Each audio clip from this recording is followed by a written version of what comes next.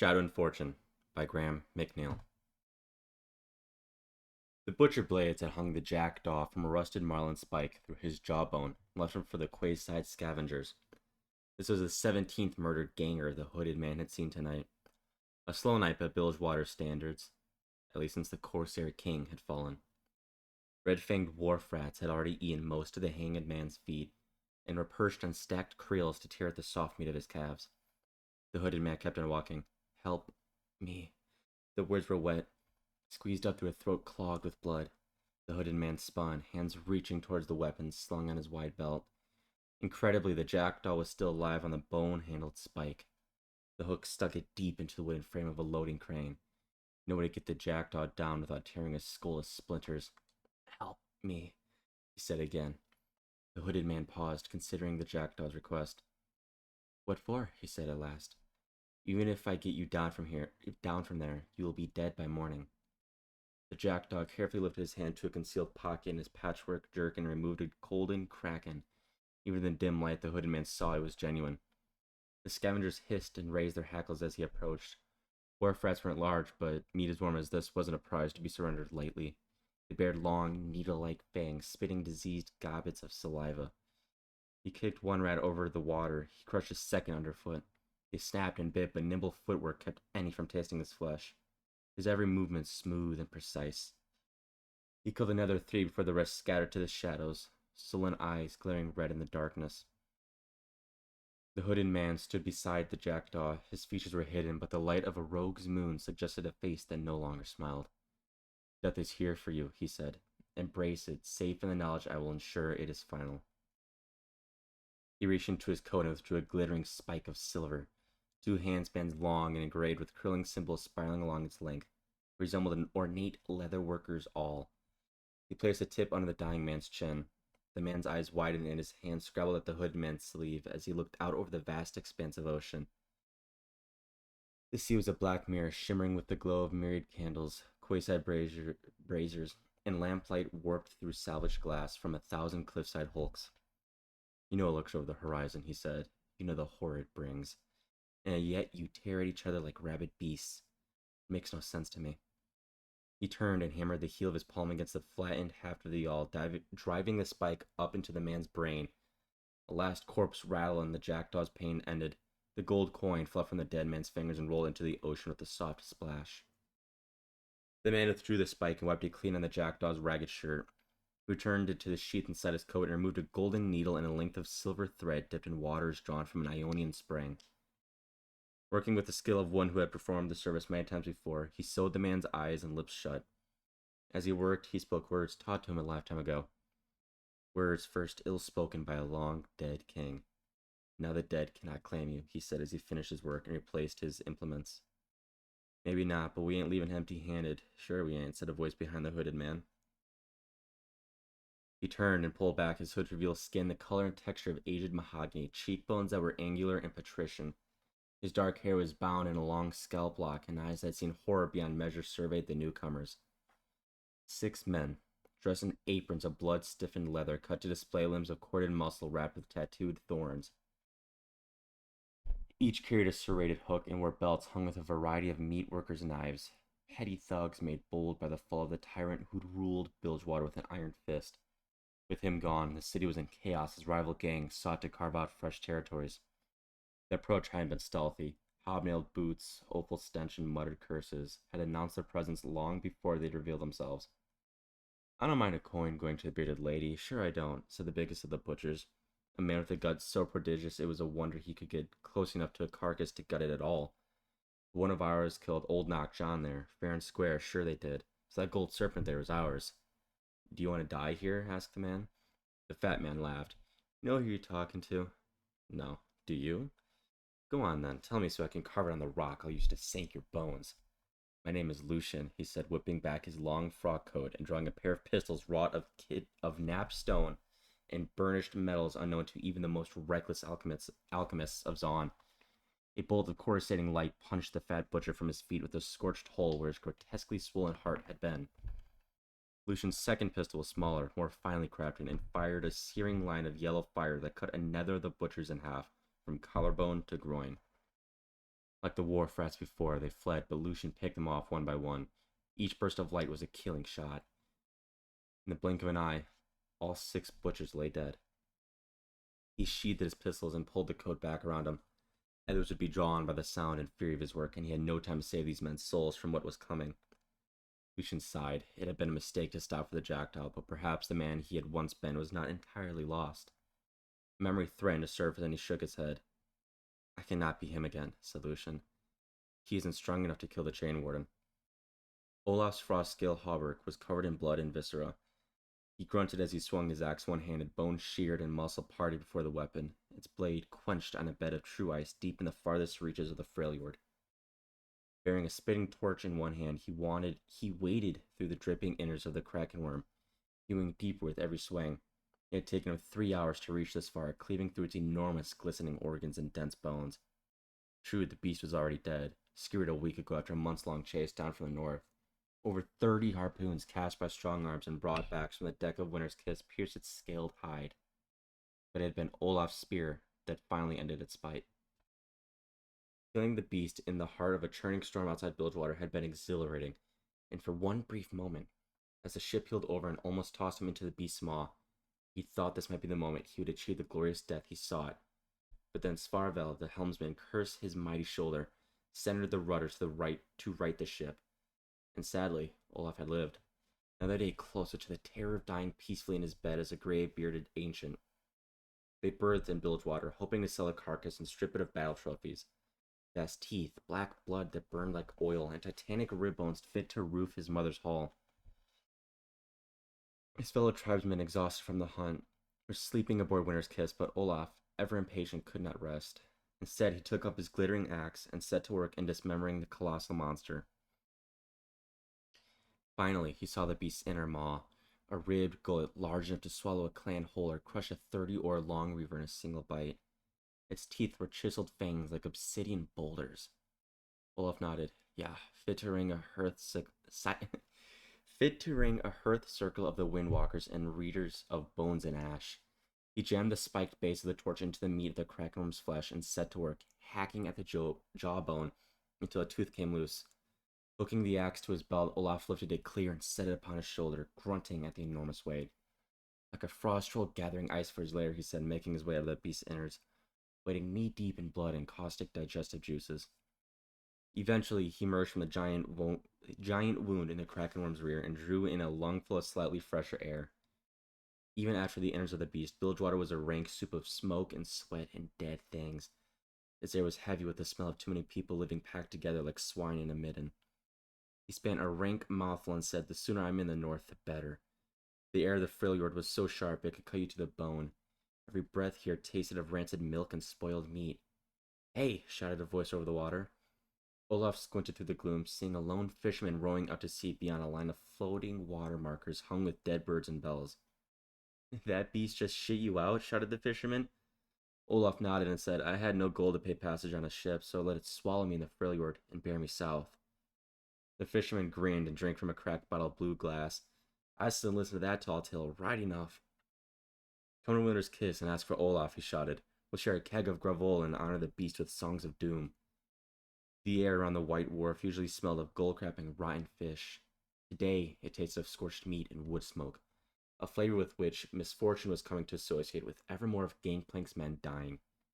Ash darkened the sky, and reeking fumes drifted westwards from burning vats of rendered leviathan blubber on the slaughter docks. Misfortune's mouth felt greasy, and she spat onto the crooked timbers of the wharf. The water below was scummed with residue, expelled by the thousands of corpses sunk beneath the water over the years. "You and your men had a busy night," she said, nodding toward the smoke rising from the western cliffs. "Aye, that we did," agreed Raffen. "Plenty more of Gangplank's men going under today." "How many did you get?" asked Misfortune. "Another 10 of his crag-side lads," said Raffen, "and the boneyard scallies won't be bothering us again." Misfortune nodded in approval and turned to look at the ornate bronze cannon laid on the quayside. Jackknife Byrne lay inside the barrel, finally dead from the gut shot he'd taken on the day everything changed. The day the dead pool exploded in full view of Bilgewater. A gunshot meant for her. Now it was time for Byrne to go down among the dead men, and she owed it to him to be there to see him go under. Around 200 men and women had come to pay their respects, her own lieutenants, Burns' old gang members, and strangers she thought might be former crewmen or curious gawkers hoping to see the woman who'd brought down Gangplank. Burns said he'd once run his own ship, a two-masted brigantine that was with the terror of the Noxian coast. But she only had his word for that. Maybe that was true, maybe it wasn't. But in Bilgewater, more often than not, the truth was far stranger than any tale spun by the city's many chanty men. I see you got them fighting each other on the slaughter docks as well, said Miss Fortune, brushing particles of ash from her lapels. Long red hair spilled from beneath a tricorn hat and gathered on the shoulders of her formal frock coat. Yeah, it wasn't hard to turn the Rat Town dogs and Wharf Kings against each other, said Raffin. Vengaler has always had his eye on that patch, says Trevin's boys took it from his old man a decade ago. That true? Who knows, said Raffin. Don't matter, no how. Galler would say anything to get control of that part of the docks. I just helped him along. Not much left to control over there now. No, agreed Raffin with a grin. They pretty much killed the hell out of each other. Don't reckon we'll get trouble from either of them gangs anytime soon. Another week like this, there won't be any of Gangplank's people left alive. Rafen gave her a strange look, and Miss Fortune pretended not to notice. Come on, let's get Burns sunk, said Miss Fortune. They walked over to the cannon, ready to roll it into the sea. A forest of wooden markers dotted the scummed surface of the water, ranging from simple wooden discs to elaborate sculptures of sea worms. Anyone want to say anything? Said Miss Fortune. Nobody did. And she nodded to Rafen. But before they could tip the cannon into the water, a booming voice echoed over the wharf. I bring words for him. Miss Fortune turned to see a giant of a woman clad in colorful robes and acres of fabric striding down the docks towards them. A posse of tattooed menfolk accompanied her, a dozen youths armed with tooth-bladed spears, wide-mouthed pistols, and hooked clubs. They swaggered like the cocksure gangers they were, standing with the priestess like they owned the docks. Seven hells, what's she doing here? Did Alawi know Byrne? No. She knows me, said Miss Fortune. I heard that her and Gangplank used to, you know. Really? So the scuttlebutt goes. The bearded lady, no wonder Okawa's men have been giving us such a hard time these last few weeks. Alawi carried a heavy stone sphere that looked as if it weighed about as much as the siren's anchor. The towering priestess carried it everywhere she went, and Miss Fortune assumed it was some kind of totem. What everyone else called the bearded lady, they called something virtually unpronounceable. Alawi produced a peeled mango from somewhere and took a bite. She noisily chewed the fruit, with her mouth open, and looked down the barrel of the cannon. Bilgewater man deserves a blessing of Nakaboros, yes? Why not? Said Miss Fortune. He's going down to meet the goddess after all. Nagakaboros doesn't live in the depths, Alawi. Only foolish Pelangi think that. Nagakaboros isn't everything we do that moves us along our path. Yeah, how stupid of me, said Miss Fortune. Alawi spat the fibrous mango pit into the water and swung the stone idol around like a giant cannonball, holding it up in front of Miss Fortune. You're not stupid, Sarah, said Alawi with a laugh. But you don't even know what you are, what you've done. Why are you really here, Alawi? Is this about him? Ha, not even a little bit, snorted Alawi. My life is for Nagakaboros, a god or a man. What choice is that? None at all, said Miss Fortune. Bad luck for Gangplank. Alawi grinned, exposing a mouthful of pulped mango. You're not wrong, she said with a slow nod. But you still don't hear. You let a razor eel off the hook, and you ought to stamp on its neck and walk away before it sinks its fangs into you. Then your motion will be gone forever. What does that mean? Come and see me when you figure it out, said Alawi, holding out her hand. Nestled in her palm was a pendant of pink coral arranged in a series of curves, radiating from a central hub like a single unblinking eye. Take it, said Alawi. What is it? Token of Nagakaboros to guide you when you're lost. What is it really? Nothing more than I say.